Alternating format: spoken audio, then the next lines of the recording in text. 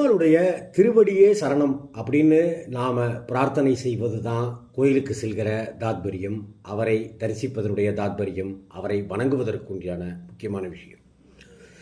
பெருமாள் கோவில்களில் சடாரி அப்படின்னு சொல்லப்படுகிற அல்லது சடகோபம் அப்படின்னு சொல்லப்படுகிறது தான் மகாவிஷ்ணுவனுடைய பெருமாளுடைய திருப்பாதம் பொறிக்கப்பெற்ற கிரீடம் அப்படின்னா. இந்த சடாரி வைஷ்ணவ கோவில்களில் இறை தரிசனத்தின் போது நம் சிரசின் மீது வைக்கப்படுகிறது. அதாவது பெருமாளுடைய திருவடியை நம் சிரசின் மீது ஏந்தி கொள்வதாகவும் அவர் திருவடியின் மூலமாக நமக்கு ஆசீர்வாதம் அருளுகிற மாதிரியுமான ஒரு சடங்காக இது பார்க்கப்படுகிறது.